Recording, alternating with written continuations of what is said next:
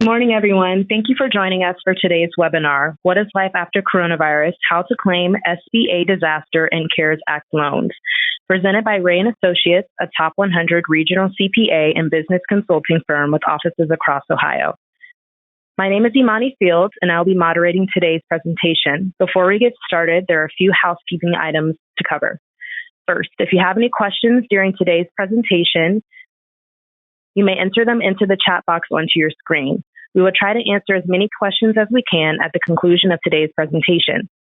To be more respectful of your time, we will try to conclude today's webinar at 4 p.m. In doing so, we know that there is a chance some questions will remain unanswered. Following today's webinar, we will review the unanswered questions and send out the answers via email as soon as we can. You will also receive the recording of today's presentation as well as a link to participate in a very short evaluation. Please take a few minutes to share your thoughts about the presentation as a whole, the information provided, and our presenters.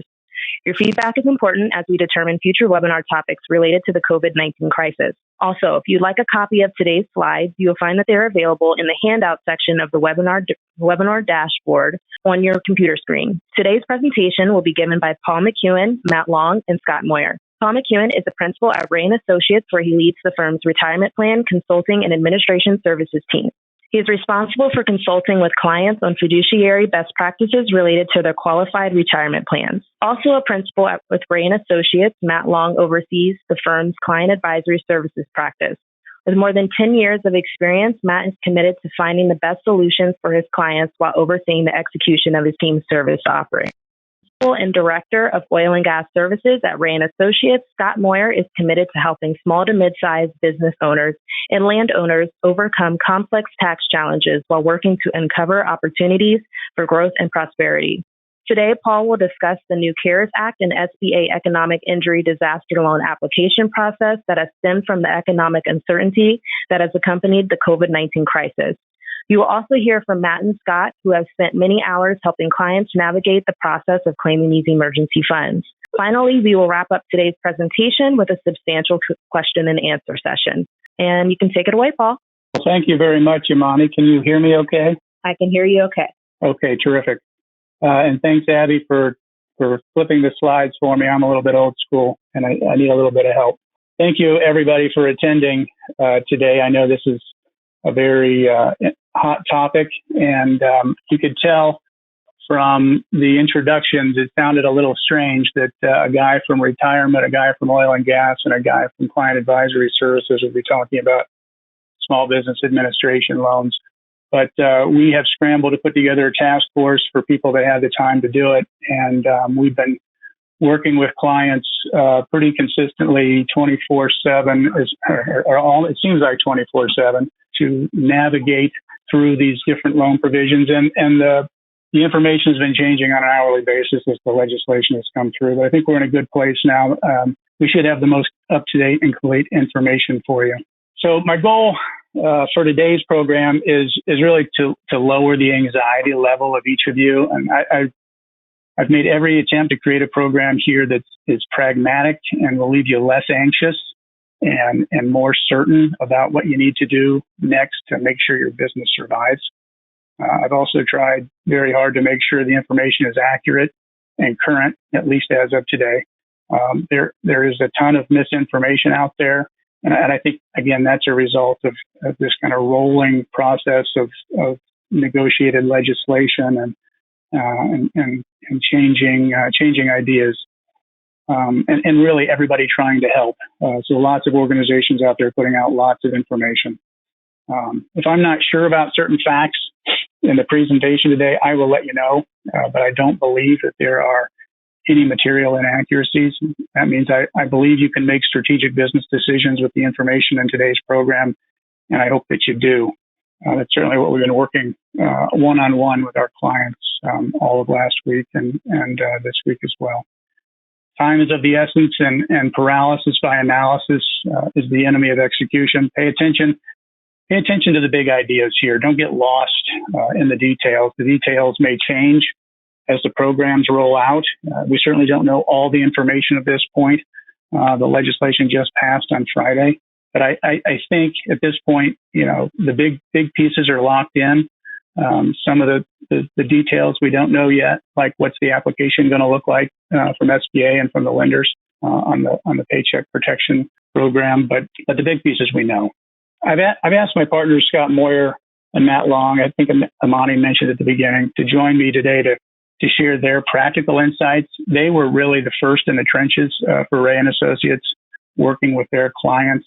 And I told them I would carry the load today in terms of the presentation, but I'd like for them to jump in whenever they have something of value to add. And as well, they will probably at the end of the program be more helpful than I am perhaps in answering some of your very practical questions. Although I will say a lot has changed since we started into this process. So, and hopefully for the better. I think it is for the better. All right. So together we're gonna cover both technical and practical aspects of the new law and the existing SBA disaster loan program.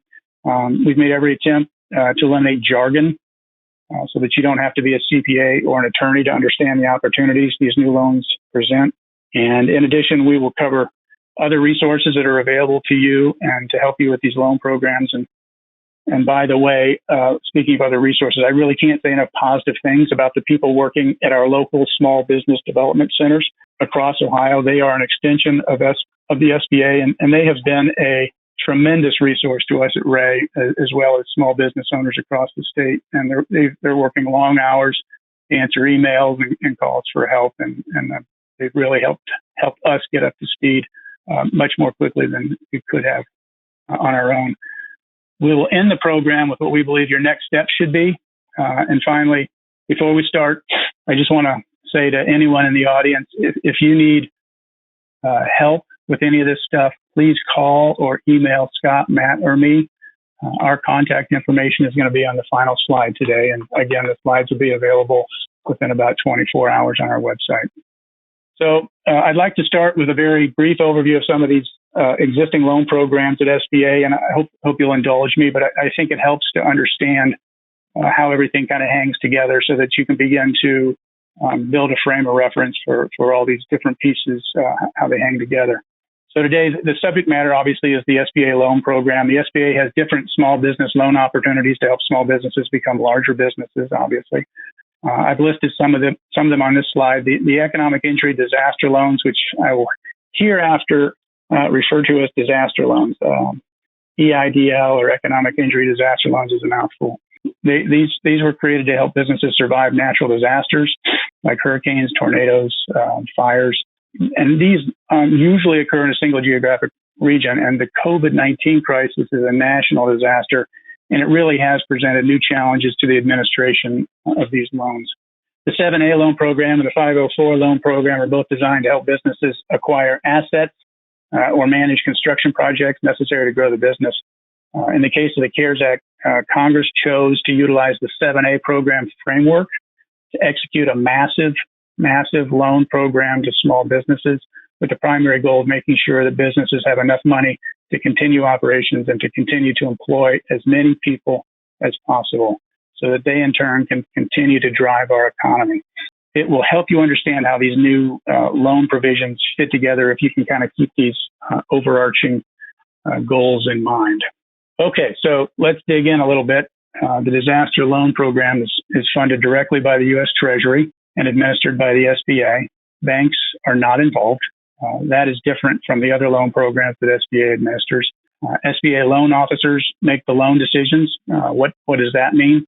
It means that the underwriting can be a little less strict, a little more streamlined, and the SBA can take more risk in determining who to loan money to. There's a $2 million loan limit for disaster loans. A disaster can be in the form of a physical disaster or an economic disaster. Obviously, COVID-19 is an economic disaster of epic proportions. On this slide, I've summarized the standard 7A loan program. It's like I said, it's run through the banks, which means that you have to go to your local bank lending officer to start the process. And the banks are involved in the underwriting process and the funding process. The SBA guarantees the loans in order to make them less expensive. Currently, there are about 1,800 SBA approved lenders across the country. Because the bank's money is involved, the underwriting requirements are more strict, and the process is typically elongated. compared to the disaster loan program. But this allows the U.S. Treasury to leverage, the 7A program allows the U.S. Treasury to leverage the lending power of local banks in supporting small business. And these loans have a $5 million limit. And very quickly, I've summarized the 504 loan program. Not going to spend much time on this today, but it is here for future reference. It's designed for larger projects and for companies with stronger credit. Bank funds 50% of the project, and the SBA funds 40%, hence the terms 504 or 50/40. And then the company chips in the last 10% of the project.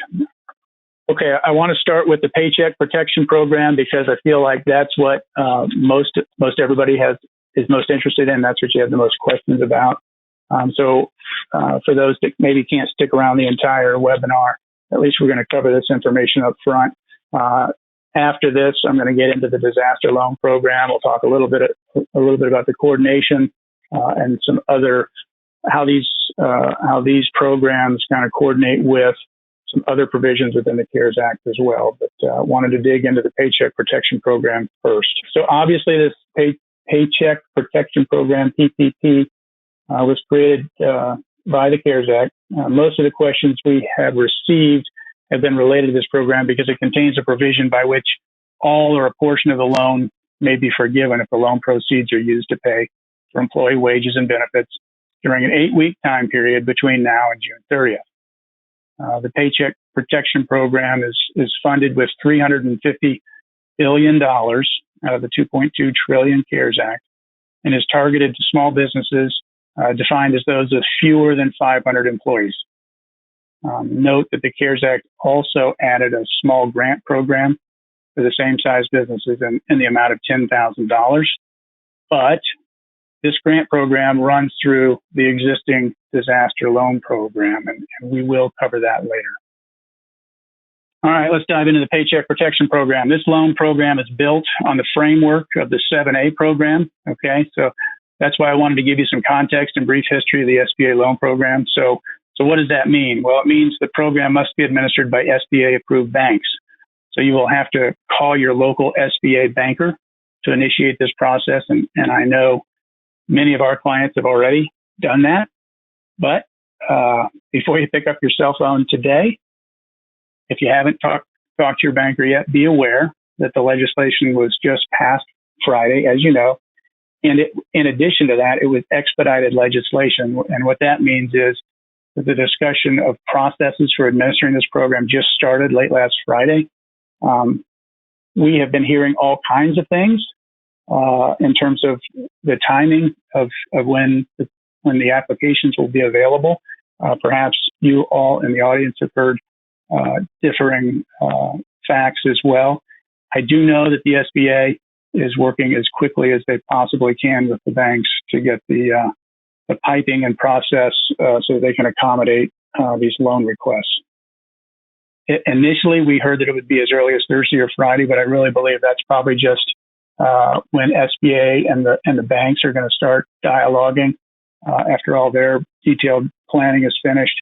And then I expect realistically it'll be next week probably, or perhaps the week after before you'll start to hear from your banker. But it doesn't hurt to jump on the phone now and get in the queue, as they say. A couple other thoughts. You need to be patient, but assertive. And so what does that mean? To me, that means contact your banker today or tomorrow. Be prepared to follow up with them every other day until the loan process starts with your company. Obviously, the squeaky wheel gets the grease. One of my favorite sayings. But you also need to be aware of the pressure your lender is under trying to respond to so many requests simultaneously. I do want to draw attention to the factoid kind of in the middle of the screen there. The SBA normally processes about $25 billion in loans annually. Congress now expects the SBA to process $350 billion in loans in about 3 months. And so obviously that is a Herculean task. To do that, the Treasury intends to vastly expand the network of banks approved to process these loans, but obviously that takes time. Okay, this is a quick slide. Who's eligible for these Paycheck Protection Program loans? I think I might have alluded to it already, but pretty much any business with 500 or fewer employees. And then in addition, the business must have been operating on February 15th, 2020 or earlier. And I don't want to get bogged down in the affiliation rules, but I felt I needed to mention it because these rules may work against or cause some groups of companies, if they have more than 500 employees together, to not be eligible for the program. So the SBA has its own affiliation rules that may apply if you've got affiliate companies. Essentially, that means that these companies you could have a parent-sub relationship, you could have a brother-sister relationship. The rules are complex, so you need to pay attention to them. But my guess is most of you listening today have pretty simple ownership structures. And even if you have multiple companies, your total employee count is less than 500. The affiliation rules may result in your being ineligible, as I mentioned before, if you've got in aggregate more than 500 employees. I've put the website where you can find the specific language related to this requirement. If you think this rule may impact your eligibility, I highly recommend that you seek legal counsel that understands your specific ownership structure.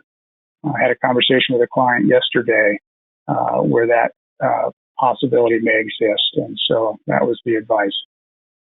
There are some specific exemptions from the affiliation rules related to hotels, restaurants, and franchises, which were frankly, we have a lot of restaurant clients, and it was welcome news to those clients, as well as companies that may be owned by SBA-approved venture capital companies. The issue there was if you have to aggregate all of these small companies that are owned by venture capital companies together, a lot of these small companies might not otherwise be eligible. All right, the important point on this slide is that the information necessary to apply for these loans is next to nothing at this point. You need to calculate your average monthly payroll costs so that the lender can calculate your loan amount. No collateral is required. The reason for the simplicity is to gain speed in processing. Remember, Congress and the administration want these funds circulating in the economy as soon as possible. I do have concerns that the system will be overwhelmed at first, but I'm confident that the SBA will get it figured out quickly. And, maybe this is an opportunity for Scott or Matt to jump in, but if the example of the disaster loan program, the online disaster loan program is any example, we started out struggling. It was really frustrating. Everybody was going online trying to apply. System was crashing. Couldn't really work on the system during the day at all. By the end of the week, they had revised the system, expanded server capacity, and then over the weekend continued to work on it. Once the legislation passed, created a new website, very similar to the last website. But as I mentioned before, some new tweaks to the disaster loan program. We'll cover those in a little bit. But those were incorporated into the application process. I have heard nothing but good things from clients that have been going through the process now. No servers crashing. Everybody's been getting through it. I shouldn't say everybody. We have heard clients getting through it as quick as 30 minutes. So Scott or Matt, any comments in terms of that? Yeah, Paul, this is Scott. I know you're going to allude to it later, but like you stated, we had helped clients through that disaster loan process last week prior to the CARES Act passing. And it was a nightmare, system crashing all the time. As of today, between 15 and 20 of my clients have gone right through the disaster loan program online app, and it has been seamless, knock on wood so far. And that could be a preview of what's to come on this CARES Act, this Paycheck Protection Program. So as of today, the other loan, again, that you're going to allude to later is up and running quickly, and it's taking clients between 15 and 30 minutes. So it's a good thing. Okay. Yeah, and it's Matt. I'll chime in. I had a client that, it's Matt. We had a client that we walked through it together, and it took us about 20 minutes in total. And the first couple of minutes was them just getting to the website itself. It ran seamlessly. There was no delays at all. And so we are seeing that it's running much more efficiently and much better now. And so I'd encourage to jump on that. The other thing I'd say is you're going to get a confirmation after you've submitted and to save that confirmation in PDF form for future reference. Good to know. That's the first I've heard of that. And that's consistent with what I'm hearing from our Small Business Development Center rep, Steve Schillig, here in Tuscarawas County. He's sending us updates, email updates periodically, and it's been nothing but good news the last, I'll say, 24 to 48 hours. The SBA intends to drastically expand the number of SBA approved lenders. I think I might have mentioned that, to process these PPP loans. And frankly, this is going to be the primary way they're going to be able to expand the capacity of the system. They aren't going to be able to jam $350 billion in loans through the existing network of banks. And so even if these banks are only approved for this particular loan process, I saw some quotes in the Wall Street Journal last week from Secretary Mnuchin talking about all banks being SBA certified, for at least for purposes of this Paycheck Protection Loan Program. So, again, the advice is to call your banker early. If you don't have a banking relationship, seek one out. If you've got a community bank that may or may not have been part of the SBA approved loan process before, they very well might be now. And I would encourage you to work with people that you trust and that know your business. They're going to be your best advocates. And then just a note that each business is limited to a single Paycheck Protection Program loan. All right, let's take a look at how the SBA will determine the size of the loan your company will receive. It really is pretty simple. It's designed that way for speed. For most businesses that have been around for at least a year, you're going to calculate your average monthly payroll costs and then multiply that by 2.5. That's it. I know the devil's in the details. We'll talk a little bit about what goes into that. Just a comment too, if your business is seasonal, that you might be worried, but you'll have the option of using a different period to calculate your average payroll that better reflects the time period when you are busy. So that Congress thought about that as well. And if your business has not been around for a year, then you will look at the period of January and February of this year only.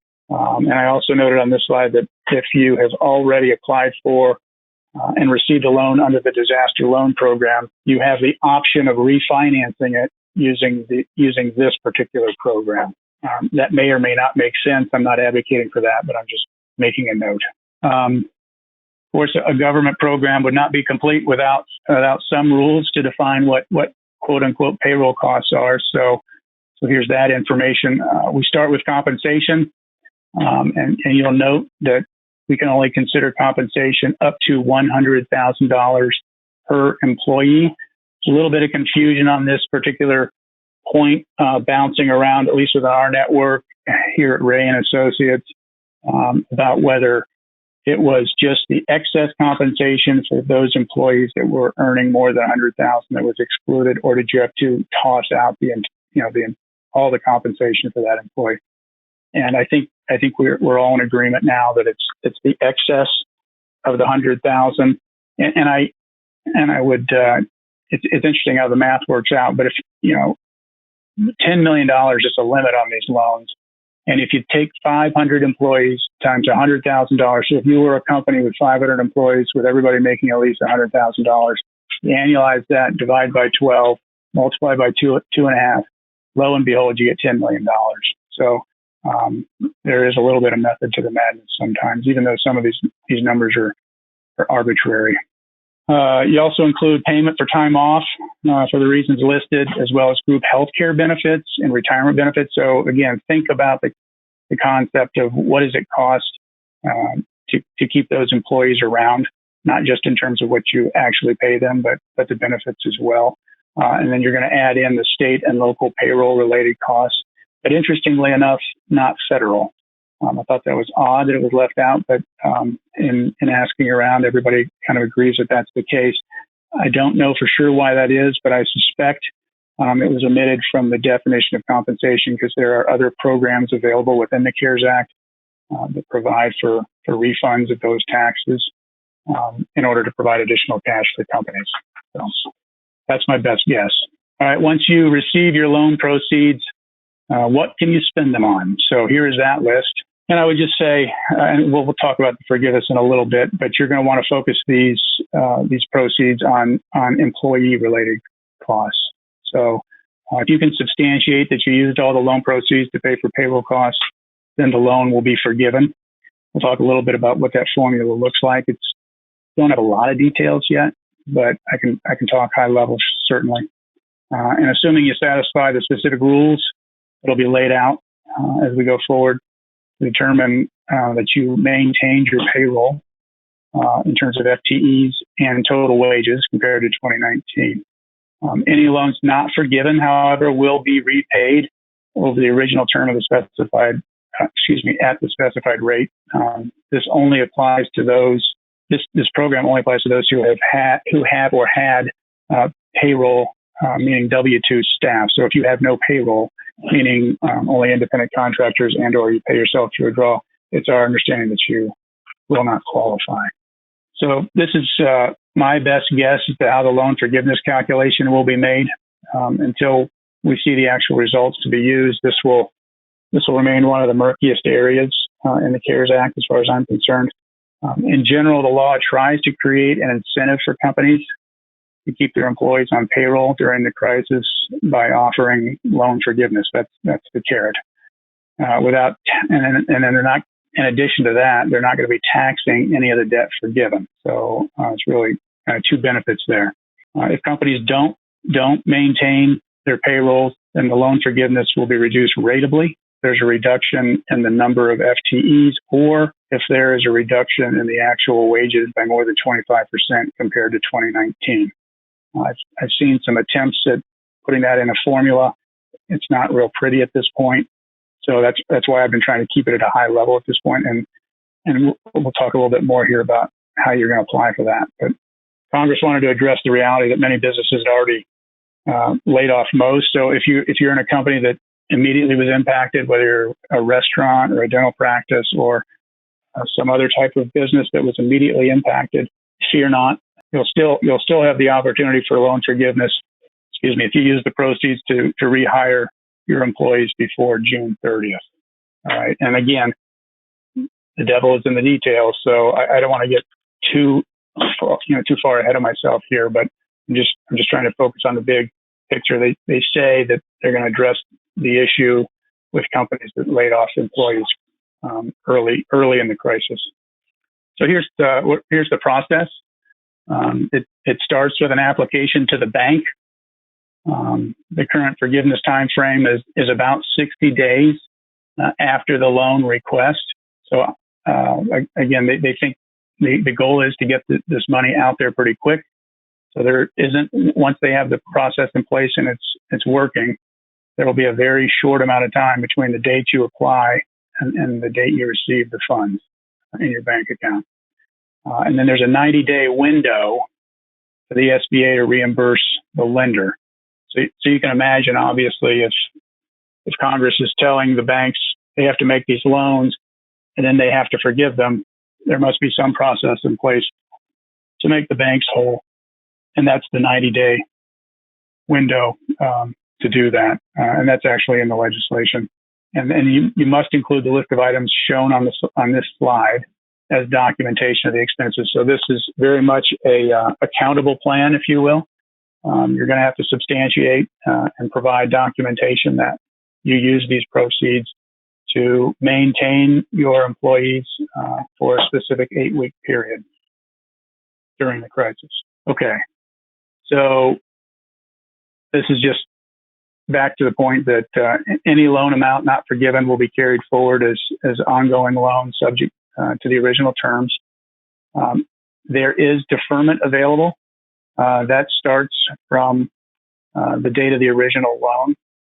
So the expectation is that there's an automatic 6-month deferral on the payments. Kind of like with student loans when you're in school, you don't have to pay on the loans. Depending on what type of loan you have, it may continue to accrue interest, and that is the case here with these loans, but you don't have to make payments. So I put in this quote from Tony Wilkinson that I found in the Wall Street Journal, again, trying to just remind you what the purpose is here. He said, for all intents and purposes, this is a grant program, and lawmakers want the funds to be used to pay payroll. The main goal here is to help small businesses keep their staff employed. So that's the goal of the program. All right. So here, I just wanted to show the coordination with other SBA loans.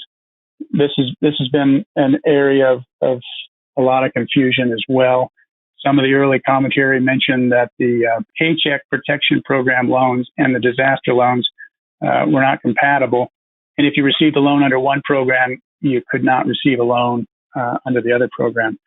But recent commentary directly from SBA has resolved that issue. You can apply for both loans, but you just need to spend the loan proceeds on different expenses. So, for example, you would want to spend the Paycheck Protection Program loan proceeds on payroll costs during the 8-week period following the disbursement of that loan. But you certainly could use the disaster loan proceeds on other expenses, even if they were on payroll costs outside of that 8-week period. That concludes my slides on the Paycheck Protection Program. Any comments from Matt or Scott at this point? Anything that you want to emphasize related to that before we transition to the disaster loans? Yeah, this is Scott. I know it's easier said than done for all the business owners out there.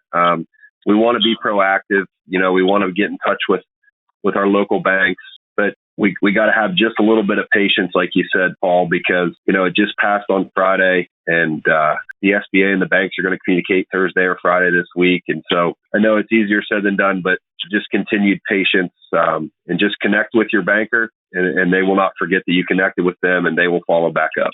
Good comments. And I would say there are some things you can start working on now. So it's not like there's nothing you can do. You can certainly keep yourself busy preparing, and we'll talk about that at the end, but preparing the information that you're going to need so that you can expedite the loan process as best as possible. And we're coming up with checklists as well as the banks, but we're working with the banks to identify that information they're going to need.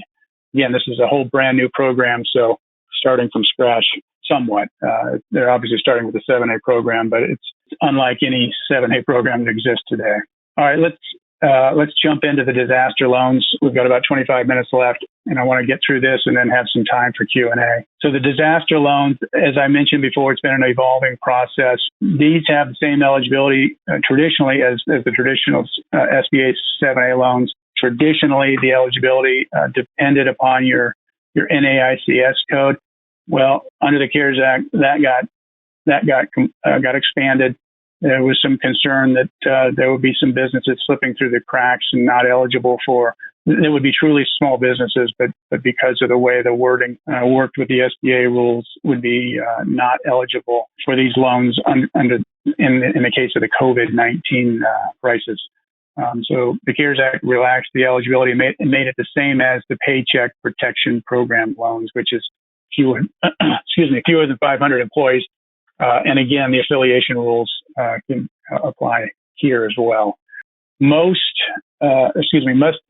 The businesses must have been in business prior to the COVID crisis, and you must be able to demonstrate financial hardship. And so what they're focused on mostly, I think almost exclusively here, is lost revenue. Everybody that I've talked to in terms of our clients, that's the issue. Depending on where they are in the supply chain or what their business or industry is, they've been either directly impacted, heavily impacted already, or expecting to be. Private nonprofits are also eligible. Typically, in the past, you needed to fully exhaust non-SBA loan options. That is not required for the COVID-19 applications. That was included in the CARES Act as well. And I think that also kind of explains why there was some confusion and some issues with processing loans, these disaster loans, because really until the law passed, they couldn't update the software. Once the law passed, the software was updated, and it's been much smoother since then. Payment deferments from existing lenders, you can go ahead and request those. That's one of the things. Hopefully, you've all been, if you've got debt that you have to service, hopefully you're in contact with your lenders and requesting some leniency, some deferment of payments. I know in talking with our Small Business Development Center here in New Philadelphia, he made the comment, the Treasury is essentially told the banks, hey, banks have money. This is not like 2008, 2009, where the financial system was being crushed. And when I say financial system, the banking industry, they've got money. So Treasury is telling banks, work with your lenders. This is a temporary issue. Help your clients get through this. And I think all the conversations I've had, lines of credit have been extended, or if they were in existence, they haven't been pulled. I think every bank that I've heard of at this point that our clients work with have been very accommodating. And so apply for this loan even if you have availability under a line of credit. And so the last point is a lot of our clients, when we first started into the disaster, they're like, well, I've got this line of credit and I haven't really used up the line of credit, and maybe they're going to look at that as a negative, and they don't want me to apply until I'm truly like in a disaster and I have no cash. And that is not the case at all. That's far from it. The SBA does not expect you to burn through all of your resources before you come ask for a disaster loan. So kind of get that thought out of your head if it was still in there. Okay, slide 23 is where we're going to talk about the loan terms, specifically with the disaster loans. There's a $2 million limit. The loan processor at SBA is going to determine, based on a number of factors, what your actual loan amount will be. And it's going to be based on what they determine to be your economic hardship. And that's primarily going to be calculated based on your loss of revenue and the expectation that that's going to continue for at least 6 months. But we don't have a specific formula that the SBA has shared with us.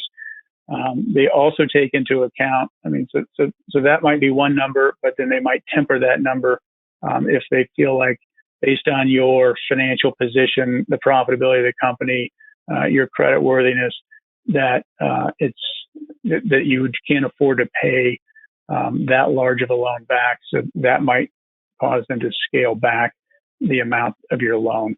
We don't have all of that, and it's going to be a company by company determination to determine your loan amount. The interest rate is going to be 3.75 for businesses, 2.75% for nonprofits, and they can go up to 30 years. I don't think that they're going to necessarily drag it out to 30 years unless your economic hardship is really high, and they determine that if they stretch you out for 30 years, you can afford the payment. And that's going to be somewhat of a negotiable term anyway, but that's going to be the loan processor that makes that determination, along with input from you all. The loans can be any loan under $25,000 doesn't require collateral, just your signature.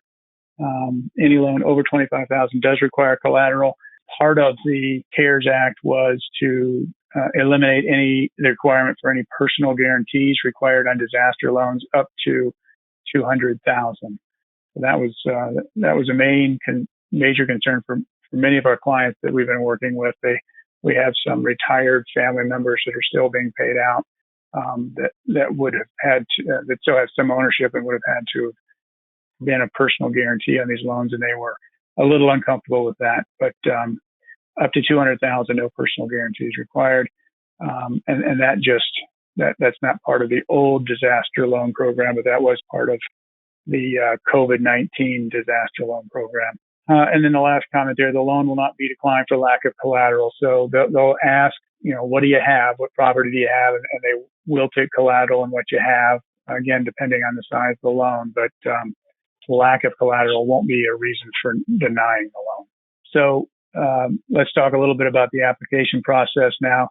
It's an online application process at SBA.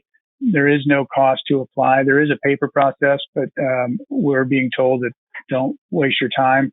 It's going to be much more expedited on this online process.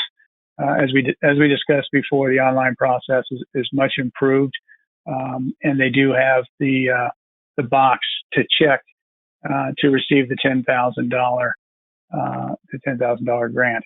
I did have a conversation recently with a client that had made their way through the disaster loan application. I think it was yesterday, and he did mark the box. He got the confirmation that the application was received timely, and he did tell me that he had to input all of his banking information, routing number, account number, et cetera, So it'll come, the $10,000 grant will come to him, kind of like a tax refund does from the federal government, and it'll just hop into his checking account. And so he's got his accounting person watching for that at this point. And I did ask him to tell me when that happens so we have some idea of how quickly these things are being processed. But he was told a matter of days. So we'll see how that goes. Matt or Scott, anything to add to that? Any other experience you've had? Yeah, it's Matt. I'll interject here. So a couple things. It's important that you do check that box for the grant. Thus far, I've not seen a situation where it doesn't make sense to check the box. So make sure you are checking that, especially once the application's submitted. It's kind of a lot of hoops to jump through if you accidentally did not check the box. So I strongly encourage that. Secondly, I'm being told it's 3 days. They're looking at roughly a 3-day turnaround before that grant is funded and the monies are deposited into the account. I think it still remains to be seen, but I do think that's worth noting. And the last point I'll make is, which I think you'll get to in the future slides, but essentially to start the process, you're just filling out the electronic loan application itself, and not a ton of information is required.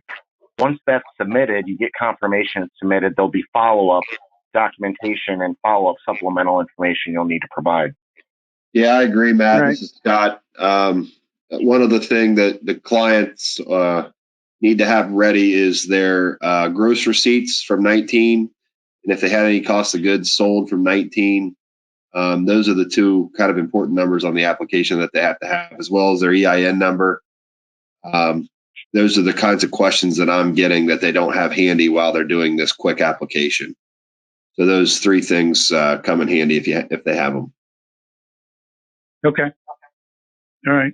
Well, that kind of leads into the information required, which starts on this screen and then I think goes on, or this slide and goes on to the next slide. So specifically what you need is Form 5 if you're a business entity, and Form 5C if you're a sole proprietor. So make sure you mark the right box there as you go through the online application.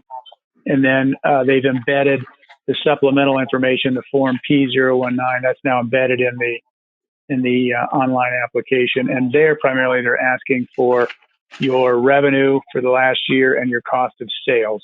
Is there anything else on that form, Matt or Scott, that we need to be too concerned about? I know there were some other blanks, but I'm not sure they're applicable. No, those are the main points there. And I want to say from memory, they want to see your gross sales and cost of goods from the prior 12 months through January 31st. Yep, that's right. Thank you. Yep. Okay. So that's really all you need. In that process, you'll see the opportunity to mark the box for the disaster grant, the $10,000 grant. So we're recommending to clients to go ahead and mark that. So once that's filed, then probably nothing happens until you are contacted by a loan processor, and you'll have to be ready to provide the following documents: a 4506T, and at that point they will probably be giving you feedback in terms of the amount of loan that you're going to be eligible for, and you can make a determination whether it makes sense to continue with the process or not. But they'll be looking for copies of tax returns, both personal and business, for anybody that owns more than 20% of the business. If you don't have a 2019 tax return yet, then they will take a balance sheet and a P&L. Next slide, please, Abby. So real quickly, then personal financial statements will be required. If you have your own, you can upload your own. This would be for any 20% or more owner. If you don't have your own, they have a form called Form 413 that you can download and fill in the information. There's also a schedule of liabilities that you can download. This is going to be primarily your trade payables, as well as any notes payable, mortgages, anything with a fixed payment they want to know about. So, and it needs to tie out to your most recent balance sheet or income statement if you're providing a 2019 income tax. I said income statement, your income tax return. And then Form 1368 is where you're going to report monthly sales figures, and they'll use that information to, again, determine what your economic damage is related to COVID-19. They'll see what your history of revenue was and how it declined since then. And again, the expectation is that it's going to be lower for at least 6 months. So that's how they're putting some certainty to that time period. That was one of my first questions when I started learning about this whole process. Next slide, please. All right, so just real quickly, there's the new website. Specifically, it says COVID-19 relief. So it used to say disaster, but now it's specific to COVID. There's the 2 forms that we talked about that you need to start the process. We talked about the other forms being requested, the experience we've seen working with clients is that the upload process is secure.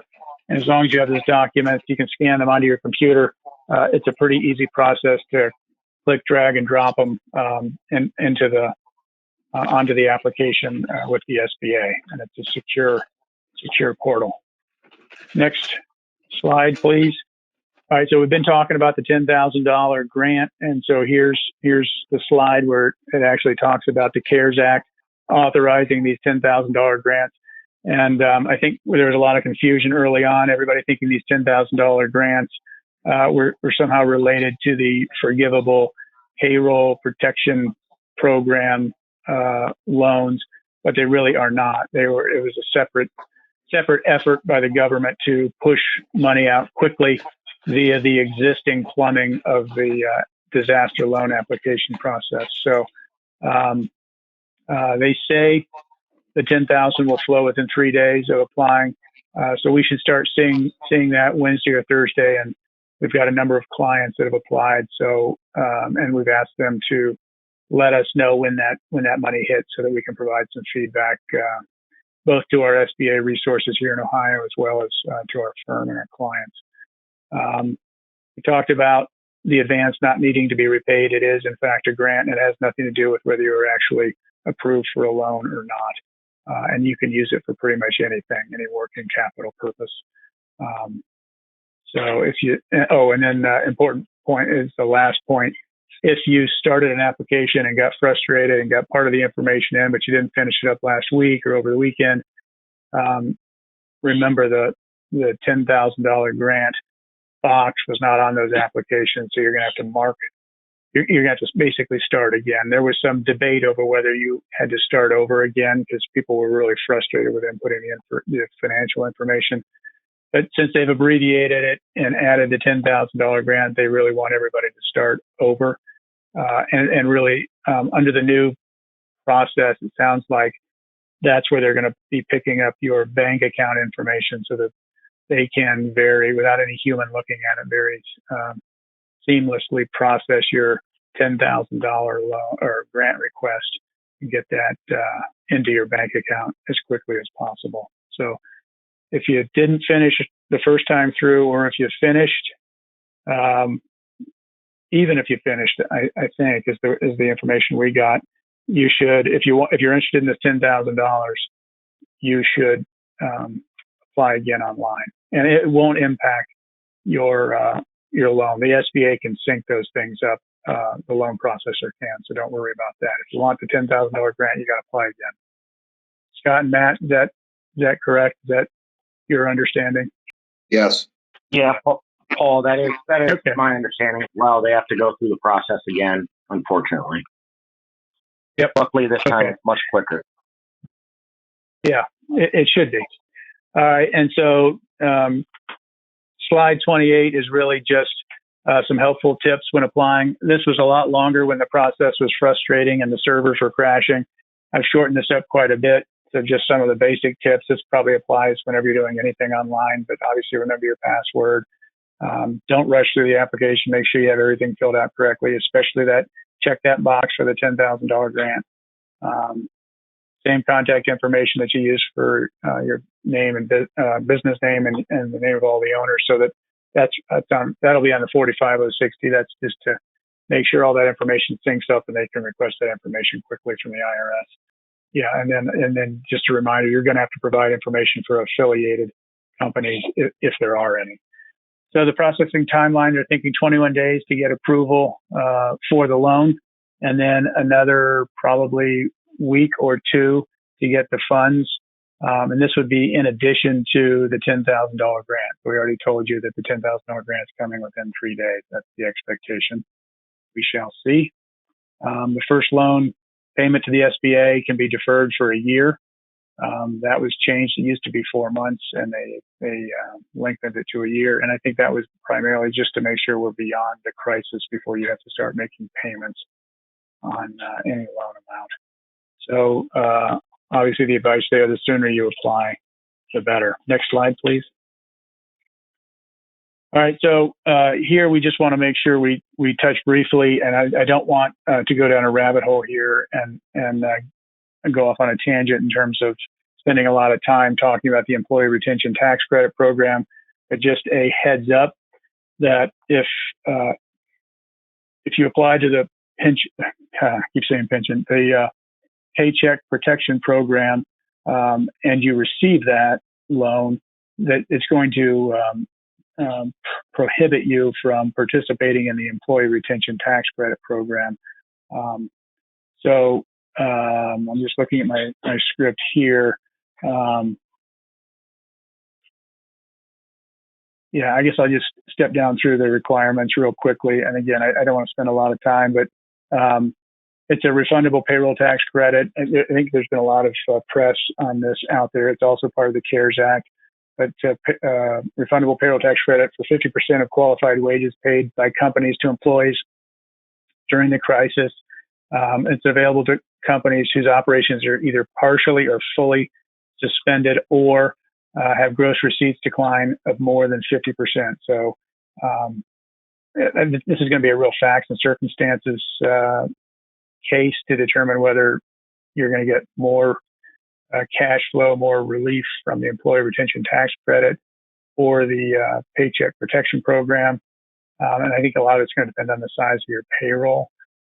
We have not developed any worksheets or anything like that to do this quickly, but while we're waiting for the Paycheck Protection Program to get up and running with the banks, this is something you might want to take a look at, do some quick calculations. I think you can calculate pretty quickly what you can expect from the PPP loan program, and you'll just want to compare that to this program. And companies with fewer than 100 employees and companies with more than 100 employees have different requirements. I don't really want to get too deep into that. Next slide, please. The Employee Retention Tax Credit is provided only on the first $10,000 of compensation, including health benefits paid to an eligible employee. So there are some limits. It's not like you're calculating this tax credit based on total payroll. And this is for wages paid or incurred from March 13th through December 31st. Scott or Matt, do you have any practical, have you had any in-depth conversations with clients on this? I have not. So I'm looking to you to see if you have any practical commentary. Yeah, this is Scott. I have. A few of my clients will qualify for this. Like you said, though, Paul, there's no exact spreadsheet built yet to calculate it. But those clients that did retain employees and had a partial stoppage of revenues or full stoppage of revenues and or 50% decrease revenues versus the same quarter last year, they're going to qualify for this, and it's a nice tax credit. But that's all I have at this time. Yeah, okay. And it's Matt. I'll just add that my understanding is there's still going to be some guidance to be released on this, and there's going to be more to come, and that this is a tax credit, keep in mind, and I believe would be filed with the payroll tax filings. So it does impact quarter one because of it's the beginning on March 13th. But my understanding is that you can do a true up or kind of square away with it and receive the credit on future payroll filings. Again, not 100% clear. That's just my understanding at this point. Okay. And obviously the concern, I think within the legislation is that both of these programs are designed to help create cash flow for companies to keep employees on the books. So it's an effort to kind of eliminate some double dipping. Would you guys agree with that?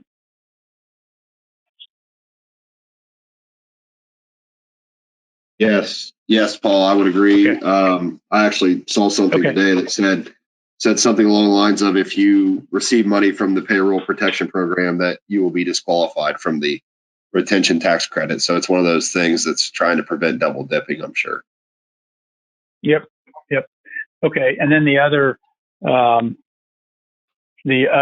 program that there is some impact with the Paycheck protection program loans is the delay of payment of payroll taxes, and there it's just the forgiveness provisions.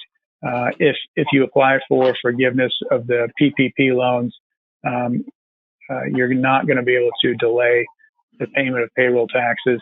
It's pretty simple in terms of the way that deferral works out, and that's just a deferral or a delay of payment of those payroll taxes. So that's not an actual savings. It just stretches out the obligation. So there, I would think getting the loan forgiveness would be a better deal. Do you guys agree with that?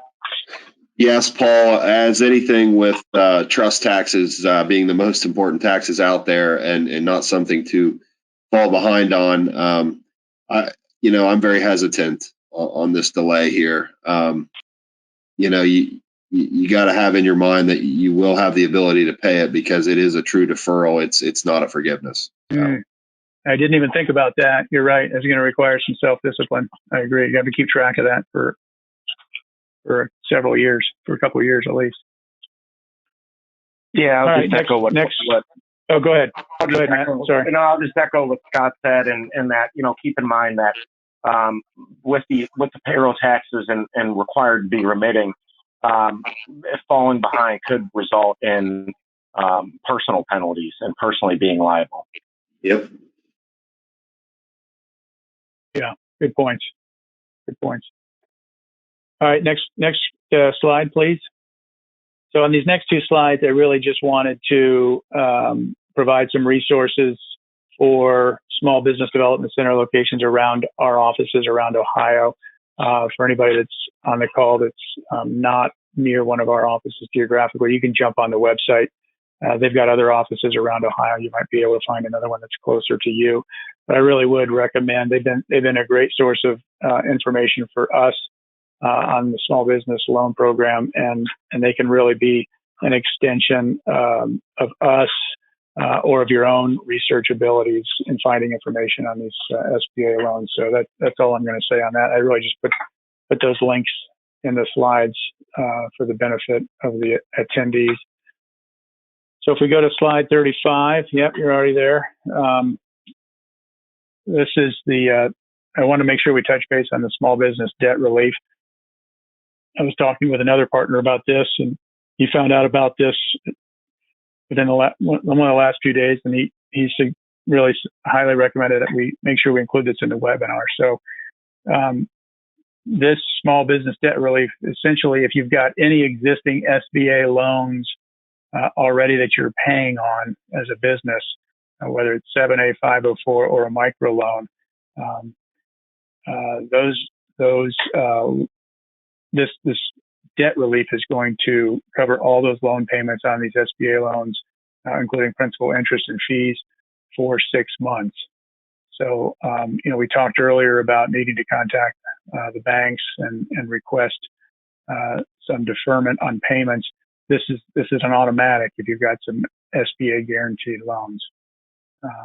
And then a comment there that the relief will also be available to new borrowers who take out loans within 6 months. It seemed to take a lot of courage to take out a new loan in the current environment, but there might be a few people out there that are willing to do it. And a few comments: disaster loans are not eligible, but you could refi your disaster loan when you get your Paycheck Protection Program loans. We've talked about that before. This program does not cover PPP loans. The PPP loans have their own, and we've talked at length about that, their own forgiveness program. And then just a definition of what a microloan is, in case you don't know. And I'm not going to go through that. You can read that. So next steps, and I think we're getting ready to wrap up here. For disaster loans, if you're eligible, and we've been talking about a lot of this advice all throughout the presentation, but if you're eligible, apply for the disaster loan. Accept the $10,000 grant when it's offered. Assemble your financial information and schedules. You don't need a whole lot of information to start the process. Ask a lot of questions. I put Ray down here as a resource. Certain your small business development centers, as well as your banking relationship, is going to be a source of information.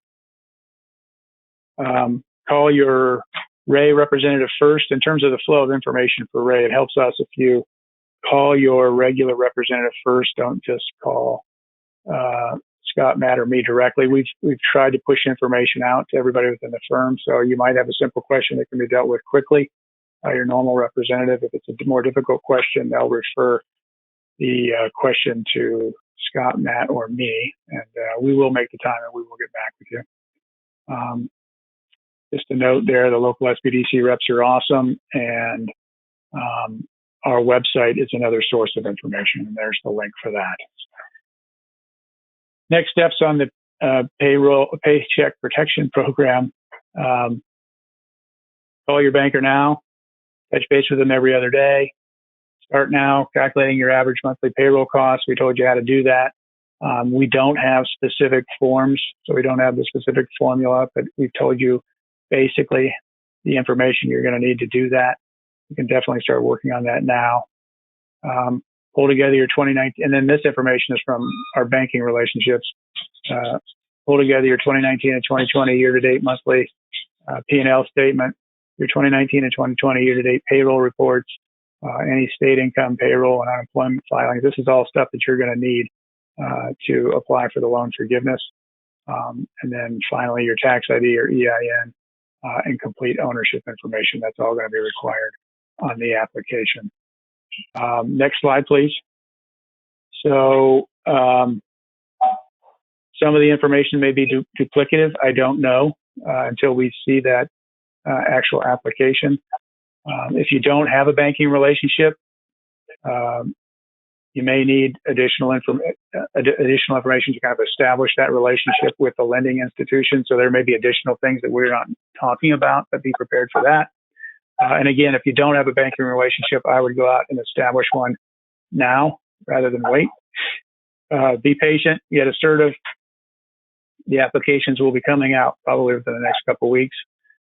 Don't give up, ask questions, and then that's about all I have.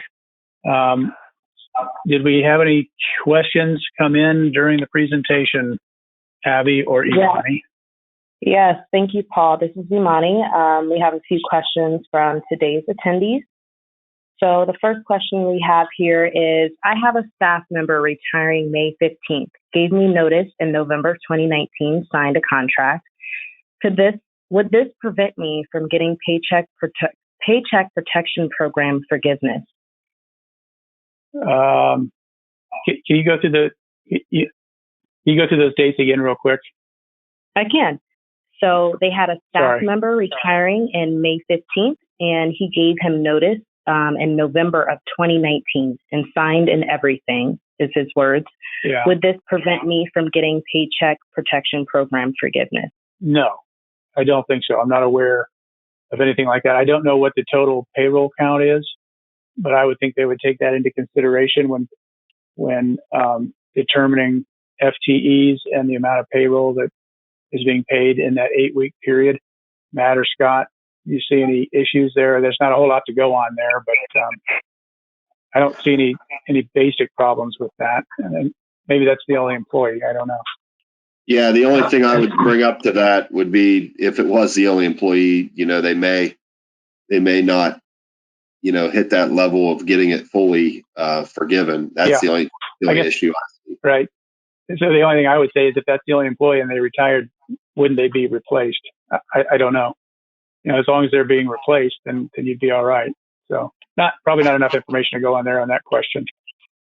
Yeah, probably not. Not just the last note I'll make is just keep in mind that you're eligible for the loan regardless. Now, whether it's forgiven or not, or the reduction of what's forgiven is what's, I think, at question there. And it'd be the greater of 25% of the wages paid to the employees, the reduction of that. So if it's greater than 25%. So if they were to replace that person, it should be a non-issue. If they're not, they'd have to look at the rest of their payroll. Yep. Great point. Great point. Thank you. Next question. Next question. Are you eligible for a Paycheck Protection Program loan if you weren't harmed by COVID-19? That's a great question. There isn't, this is not a disaster loan.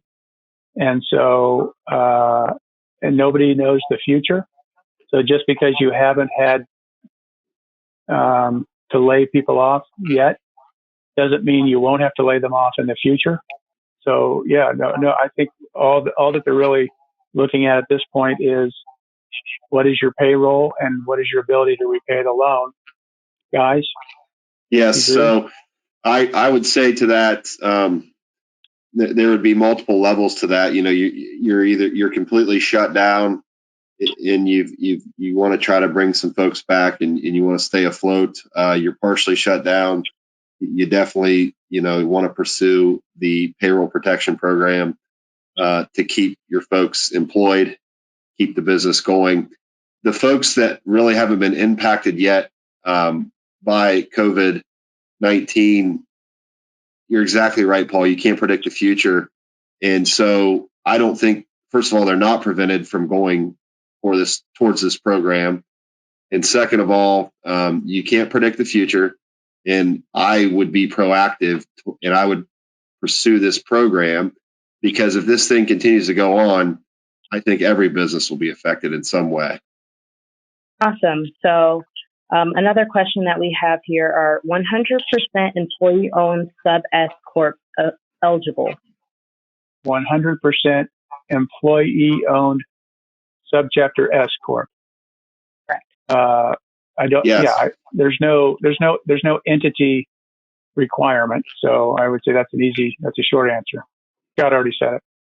Okay. And will subcontractor expenses be considered payroll cost for loan amount and loan forgiveness? Okay. So that's kind of a touchy subject. We've been reading a ton of material. Some material says yes, some material says no, some material doesn't address it. More to come on that. That's deep into the weeds, and I'd like to get you more on that in the near future. Right. And I'm sorry, is there something you wanted to add?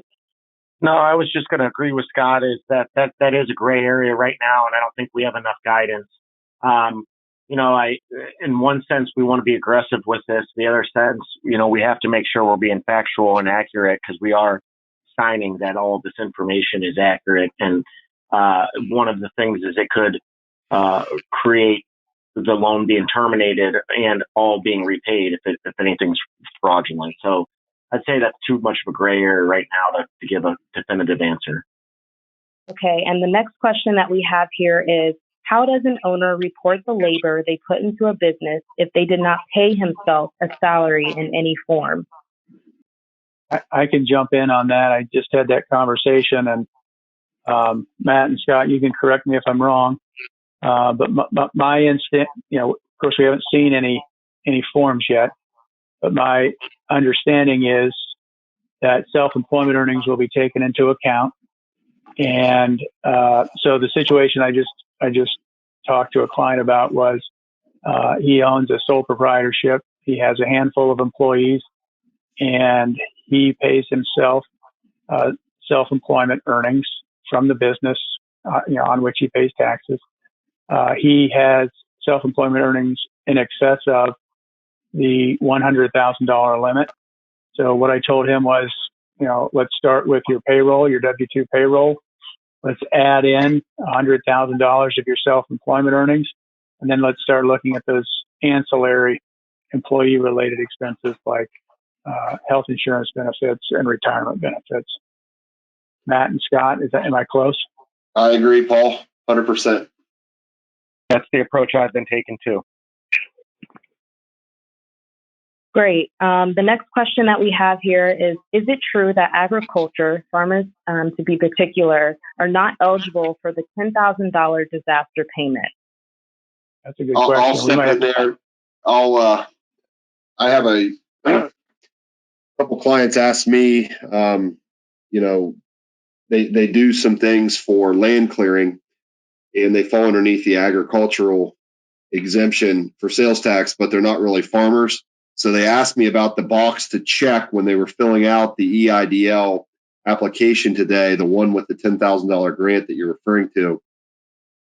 So I can't comment completely that a farmer is not qualified, but I know there is a special box to let the SBA know that you are in fact a farmer and you're in the farming business.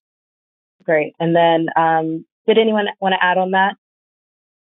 So really, I didn't answer the question, but what I'm saying is, and so more to follow, but there is a box, a special box, standalone box that you have to identify yourself as a farmer.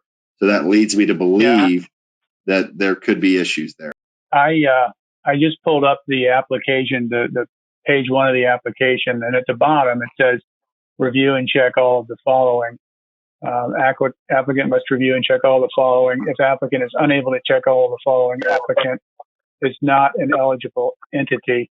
And one of the boxes is applicant is not an agricultural enterprise, that is a farm, other than an aquaculture enterprise, agricultural cooperative, or nursery. So I don't know if that's the language you were referring to, Scott, but those are the exceptions to the agricultural enterprise. And I do remember, as I was reading through the Act, reading about agricultural enterprises being excluded, but I didn't know.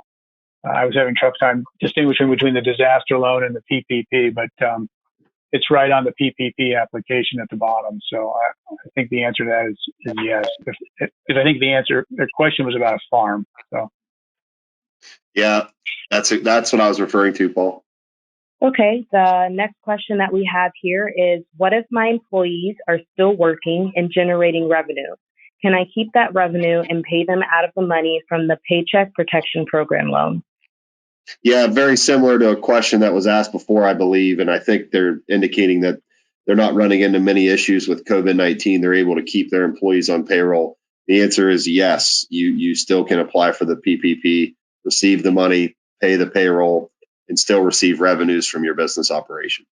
Here's another question. When calculating the PPP eligibility, is it wages only or wages, taxes, and benefits? It's wages, taxes, and benefits, except for federal taxes. And then you can actually add in. Go ahead. I'm sorry. Go ahead, Paul.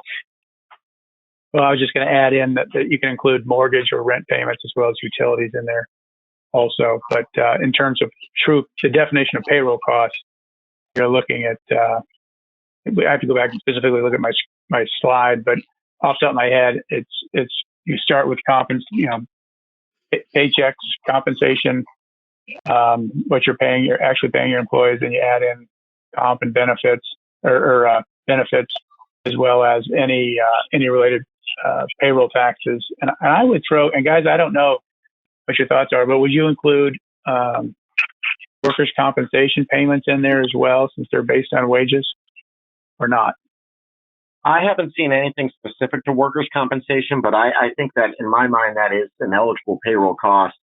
And also I'll make note that we should be including not just the wage, but the payment for any, not just hourly or salaried wages, but also the payment for any vacation, PTO, any kind of leave, sick leave. And to your point on the payroll taxes piece of it, we can only include the state and local payroll taxes, not the federal, which would include the FICA, FUTA, and federal income tax withheld. Correct. Thanks for clarifying. And then we have one more question here. For retirement benefits, does that include company contributions to pension and 401k plans during the 8-week period? I'll jump in there. So we're talking about, so yes, that would be included in that 8-week period, but it would also be included in your calculation of your average monthly payroll costs. So it would be in both formulas. Do you agree with that, guys? Yeah, I agree with that. Okay, well, did you guys have any last comments that you wanted to share? No, I guess I can wrap it up. I think we've gone on long enough, and obviously we apologize for the technical difficulties that we had during the presentation. Hopefully, having this recording kind of cleaned up a little bit makes up for that a little bit, as well as the slides. Certainly appreciate everybody attending. We certainly want to be a resource for all of our existing Ray clients, and certainly anybody else that took the time to participate in the webinar. Appreciate the participation, and let us know if there's any way that we can help you through this process with these SBA loans. Thank you. Awesome. Thank you, Abby, Paul. and thank you, Imani. Yes, thank you.